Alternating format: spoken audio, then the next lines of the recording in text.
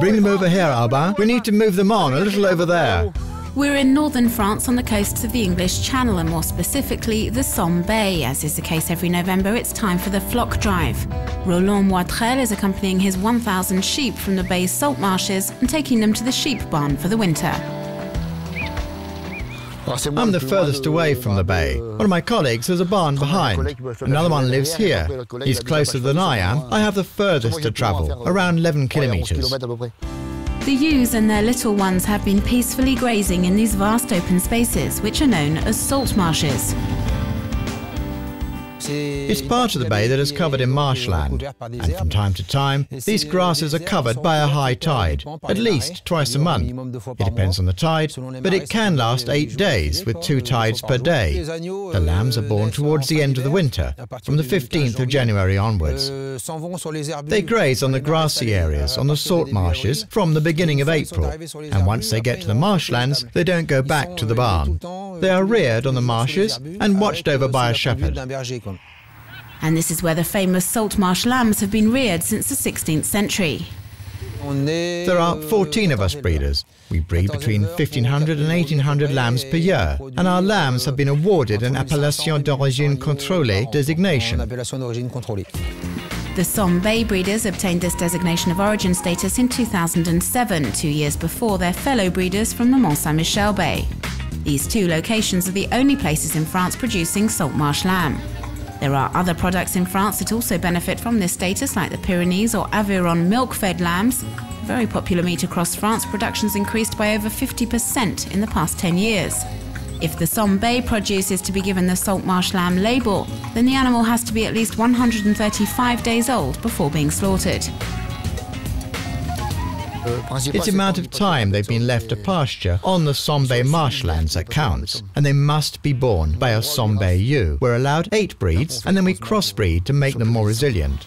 This know-how produces one of the most sought-after meats in France, and restaurants in the Somme Bay only serve it between the months of July and January. In Crotoy, Chef Philippe Carré's main dishes are leg or rack of salt marsh lamb. The rack is ready to be cooked. We fry it, skin side down to start with. For let's say 2 minutes. Once it's browned, the rack is turned over and put in the oven at 200 degrees. And we then wait 10 minutes until it's nice and pink. It's a very flavoursome meat and should be eaten rare. Unfortunately, some clients ask for it to be well done. It's understandable, but it's better to eat it rare or medium rare. It melts in the mouth. There's really nothing like it. With the rack in the oven, Philippe Carré starts preparing a sauce from the lamb carcass. This is what gives the sauce its flavour. The bones need to be cooked in the pan until they are well browned, not burnt, but well browned. Then we add carrots, onions and shallots, and a little bit of parsley. And we saute it all together. We need to continue cooking the carrots and onions to bring out the flavour. He then deglazes with white wine before covering with water.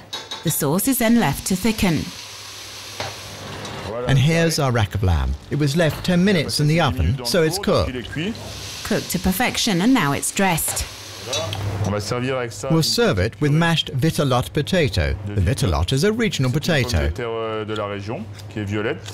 He then adds the sauce and a pinch of Guérande sea salt.